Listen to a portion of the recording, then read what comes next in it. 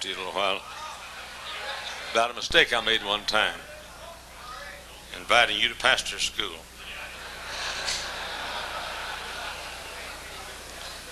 Let me before I go, I'm going to talk on a mistake I made when I was a boy of not living by that kind of a schedule. And I'm going to talk to you about the young Jack Hyles and his schedule. I'm talking about way back yonder now in East Texas. But I want to read a verse for you. Don't turn to it, but I want to read a verse to you. And there'll be no notes to take for a few minutes because I'm going to talk to you about this verse for a few minutes.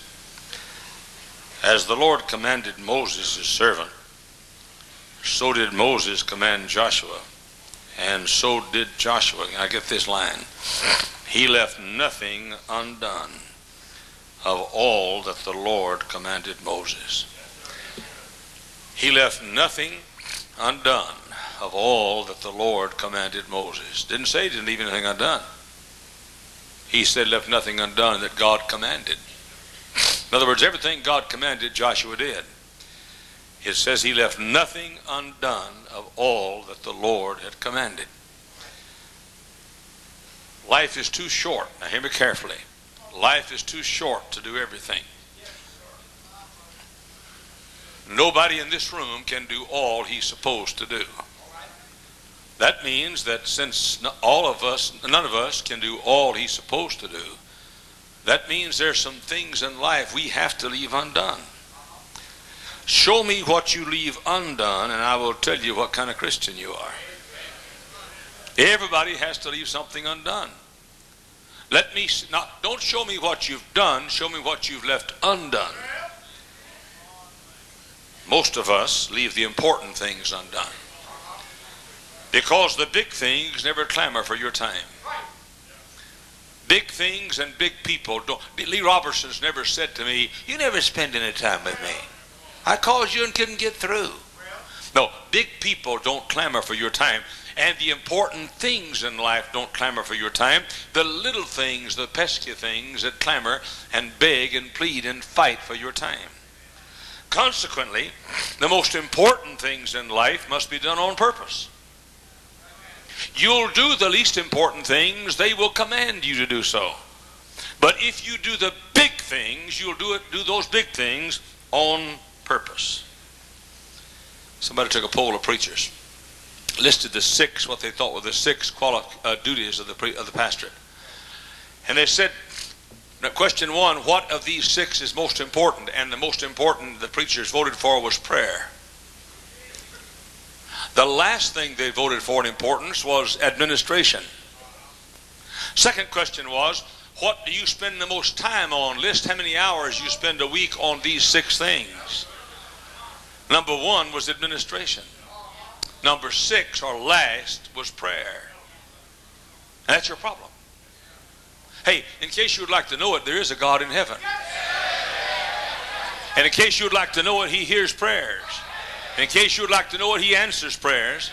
And in case you would like to know it, the most important thing in your life as a man of God is your prayer time. For instance, I have a lot to do. I can't do all I'm supposed to do. I pastor a church with tens of thousands of members. 40,000 people come to this church at least once a month. I have Hammond Baptist schools. We have a grade school and a junior high school and a high school. And we have a bus kid grade school and bus kid junior high school and high school. 1,500 students in our schools. Hyles College will have anywhere from 2,500 to 3,000 students enrolled on a given year, full-time and part-time. I lead those things. I preach 3 sermons a day, average 3 sermons a day. I have 147 counseling sessions every week, average. It takes $40,000 every day of the year to keep us going. Now think about that for a minute.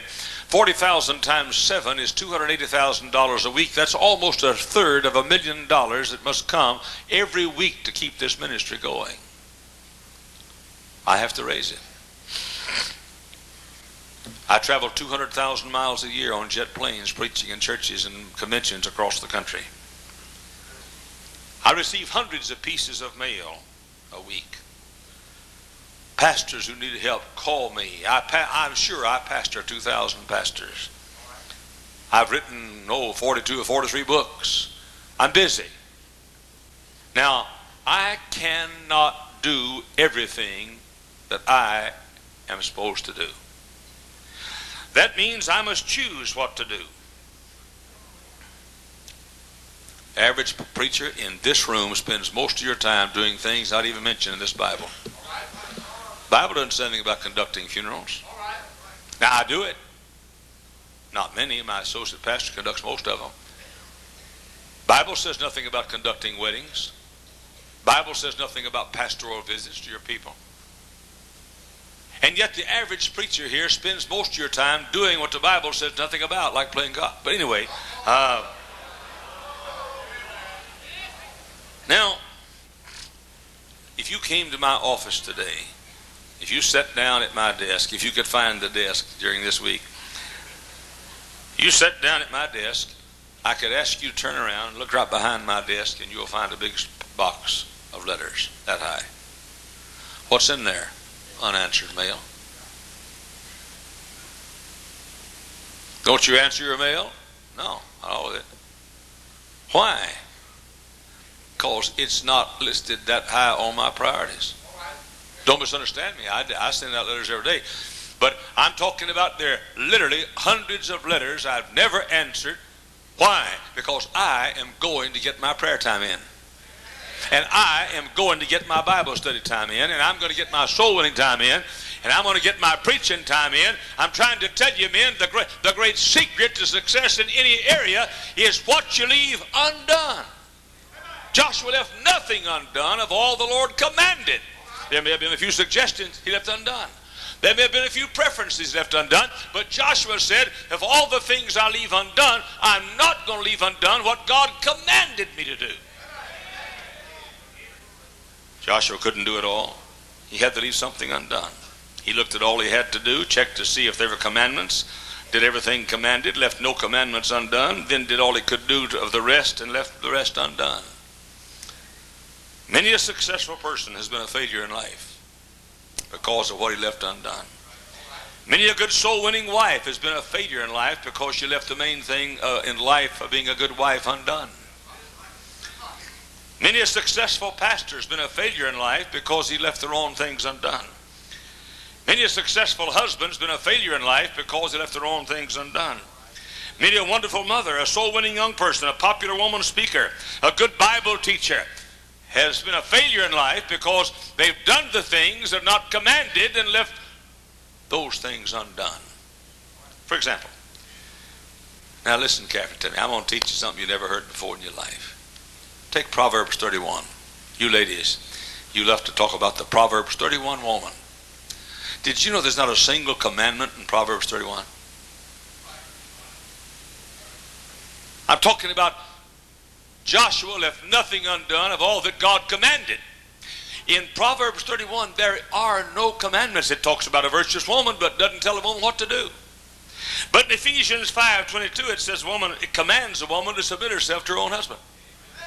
And Ephesians 5:24, it's a commandment that says be in subjection to your own husband. And Ephesians 5:33, it's a commandment that a woman reverence her husband. Now, God commands you to submit yourself and subject yourself to your husband. I like the Ephesians 5 woman best.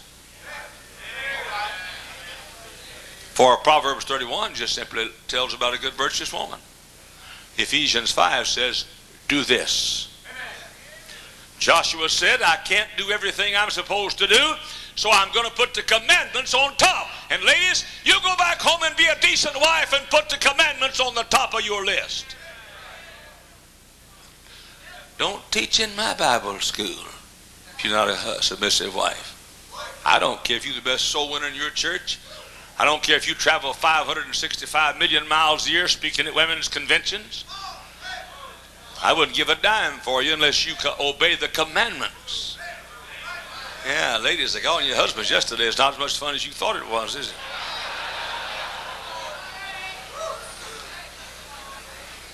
Hold it, fellas. You're going to get it.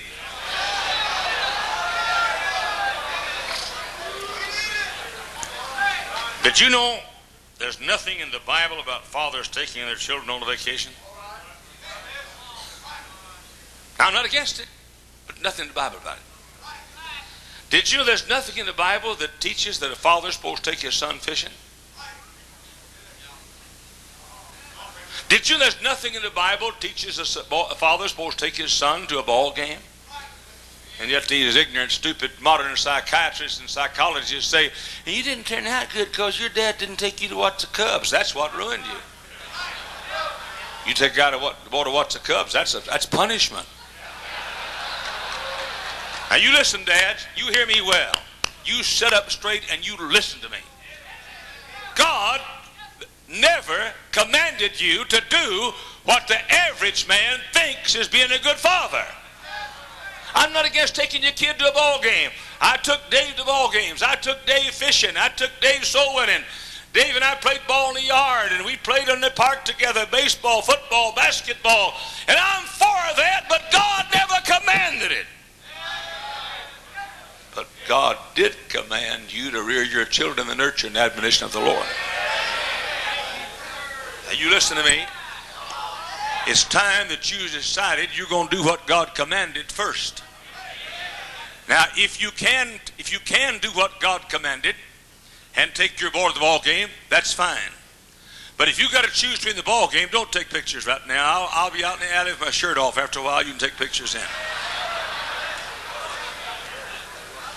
God commanded you to get that book and teach it to your boy. And yet I'm talking to men all over this room. You never take 5 minutes a day to teach that book to your boy. Don't talk to me about being a good dad. Joshua did all of it, left nothing undone of all that God commanded. Didn't say he didn't leave anything undone. He had to leave some things undone. He was a great leader. He couldn't do all expected of him. But he said, whatever I do, I'm going to obey the commandments. That's top priority in my life. Boy, that's good. You think you're a good dad because you take your boy bowling, or take him to a ball game, or shoot a few baskets with him. You listen to me. You get that boy down and you teach that boy some character, and you teach that boy the Bible, and you get that girl down and teach that girl the Word of God. It's time that you quit deciding what being a good dad is. You've listened to a bunch of stupid psychiatrists and psychologists that ought to go to a psychiatrist and psychologist. And by the way, some of you preachers have been reading so much of that garbage that you're advising your people the same way they are. My Bible says rear your children in the nurture and admonition of God, and that is a commandment.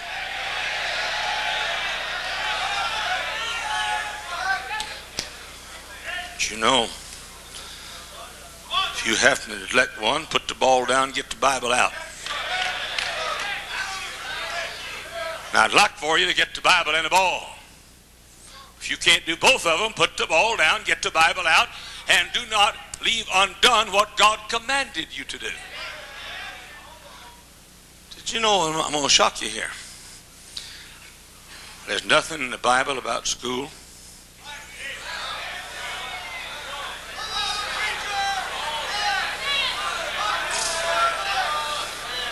The God of America. Now, I'm for school. I spend a lot of my time keeping schools afloat, but nothing in the Bible about it. God never said, thou shalt send thy kids to school. But there's something in the Bible about church.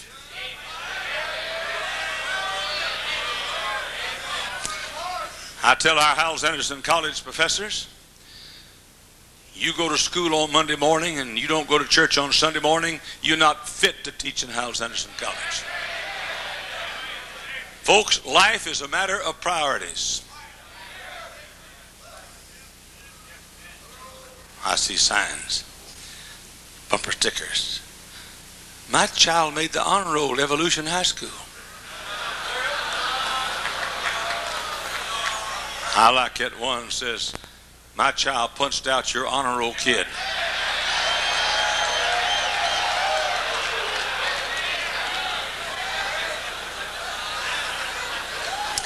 How about putting this on the bumper sticker? My child obeys his parents.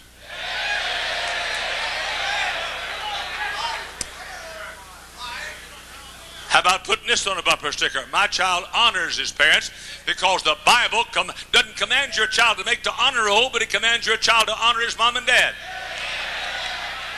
The average person in this room is living a life leaving the commandments undone and the unnecessary of the things you do. Joshua left nothing undone of all that God commanded him.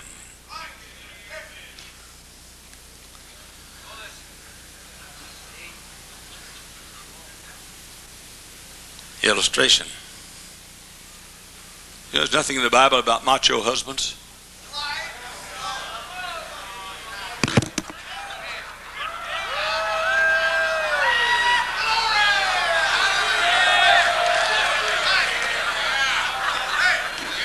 You Arnold Schwarzeneggers. And nothing in the Bible about a domineering, bossy husband. Nothing. Before you lead your wife, she's supposed to agree to follow. And before she follows, you ought to have the ability and capability to convince her you know where you're going.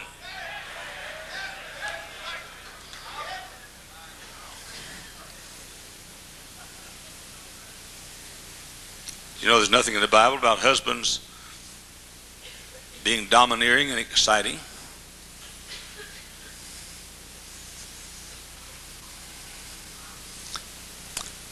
We have a lady that sits right up here every Sunday morning, Sunday night, Wednesday night. She's a good lady. She's one of the best beginner workers I ever saw in my life.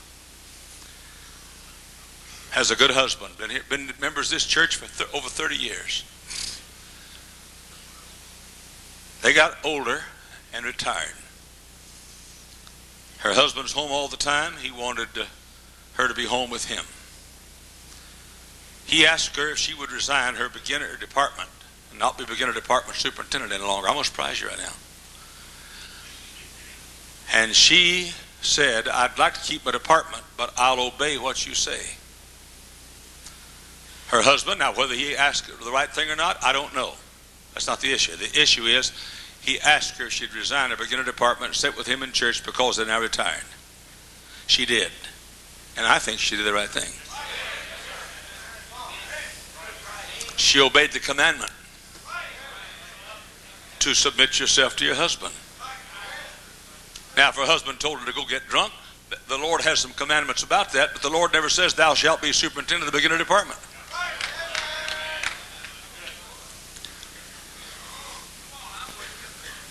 I'm going to tell you a story. You're going to like this. There's one henpecked fellow back there's with me all the way.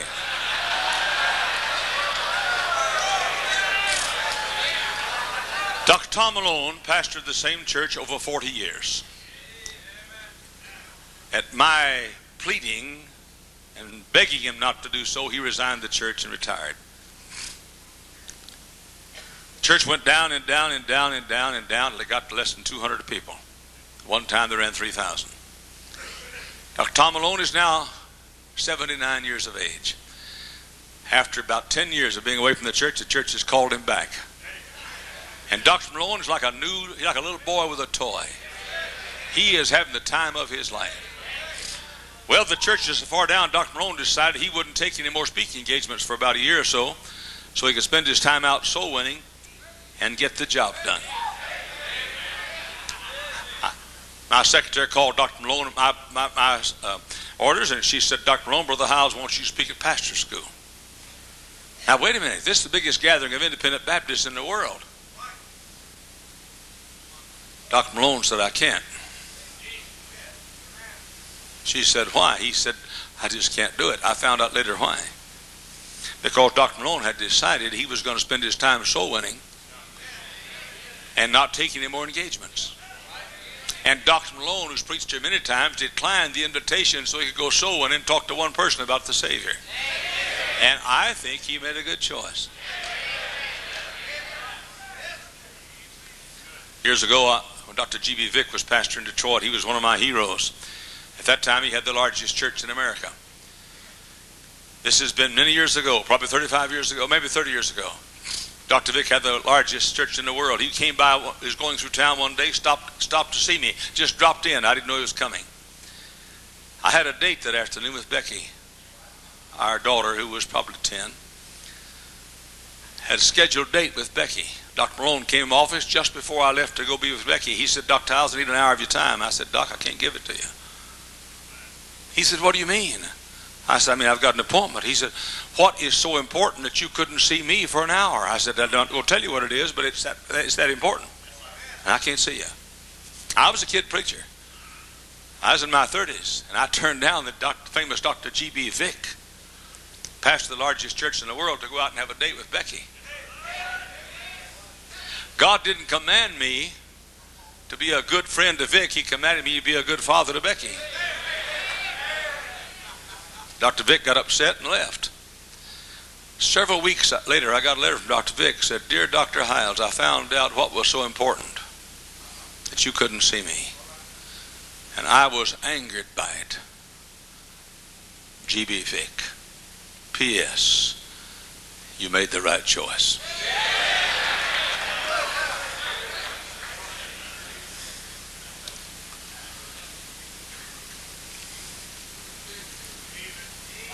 The honest, simple truth is, I have all kinds of invitations to lead the queer rights movement.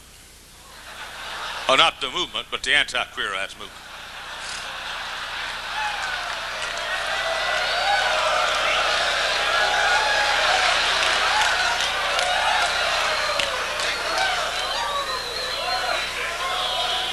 And brother, I'd like to do it, but there's no commandment in this book about it. I have choices to lead the anti-abortion battle, and God knows I hate this baby killing with a passion. It's murder. If a doctor does it, ought to be put in an electric chair, and that'd solve it.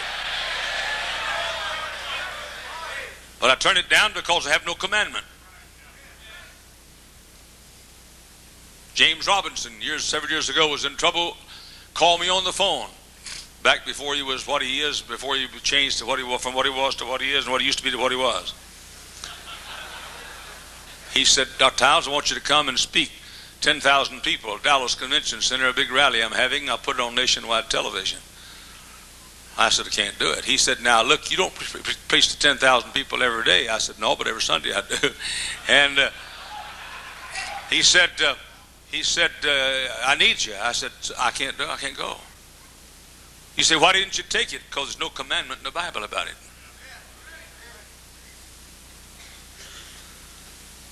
America will never go forward until America has some preachers who do not leave undone the things that God has commanded. I'll tell you a little story. Many of you have heard it. I think I won't. I think I'll give you a little outline right quickly, because I'm going to leave something undone if I don't. Follow me carefully. I'm going to talk quickly now and tell you the priorities and the schedule of the young Jack Hyles. Not the Jack Hyles now, but the young Jack Hyles. Point number one, young Jack Hyles spent 20 hours a week in prayer. So does the old Jack Hyles. That's first on my list of priorities. That's a commandment. I never walk in this pulpit on Sunday without spending 20 hours a week in the woods alone with God during the week. Never do. Number two, the young Jack Hyles had a date each week with Mrs. Hyles.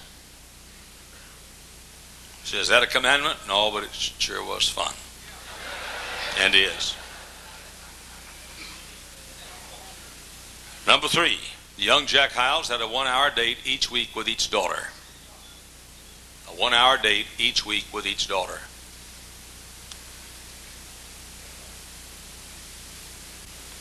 Number four, the young Jack Hyles has spent at least an hour, and usually more, activities with his son Dave each week.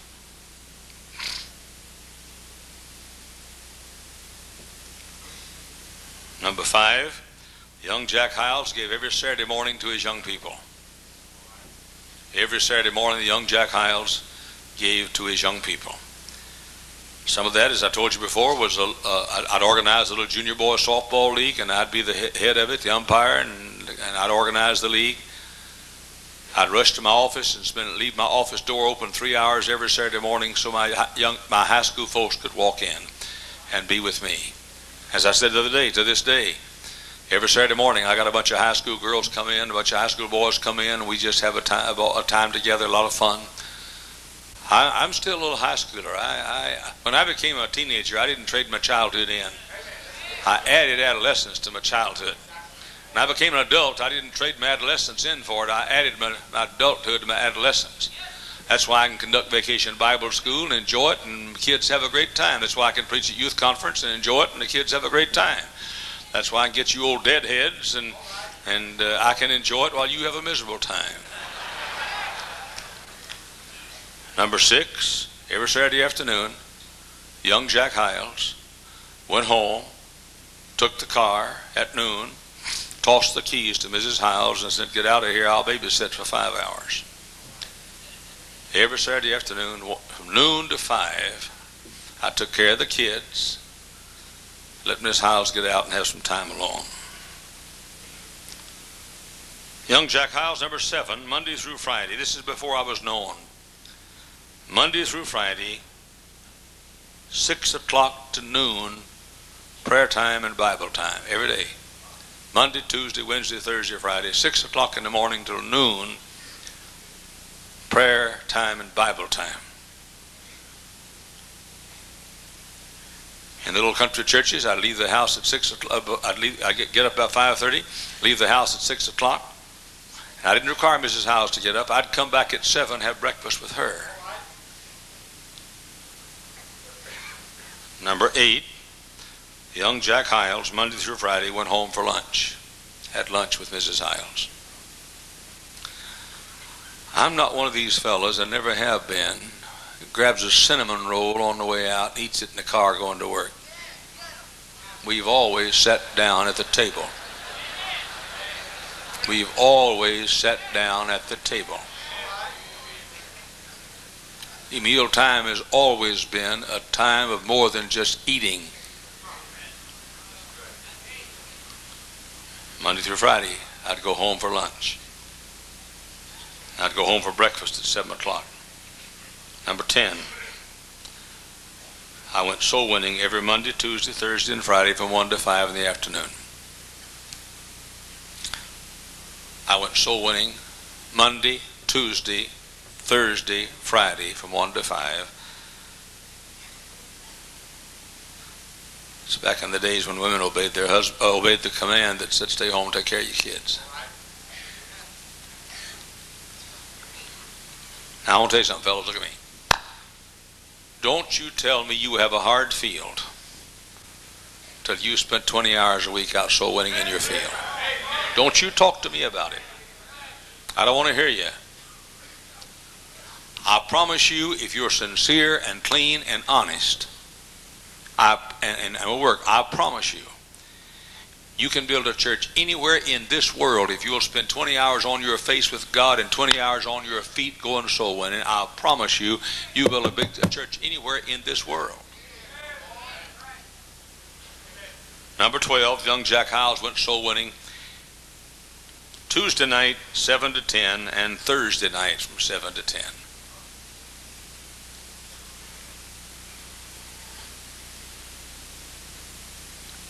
That's 22 hours every week. And get invitations those days to go around the country and preach. I was an unknown country preacher.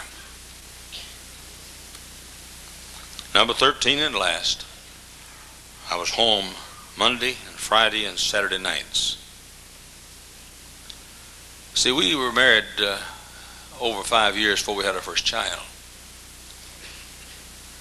And even then, when I got bigger and church got bigger, I had to rearrange my schedule. I'm talking about the young Jack Hyles. I'm talking about you fellows that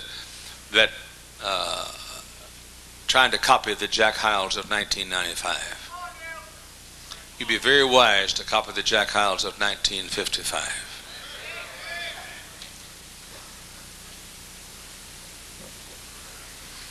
So I'd go I was home every Monday night, Friday night, and Saturday night. That was my schedule. Now listen to me, and we're going to take some time to sell a book or two and go.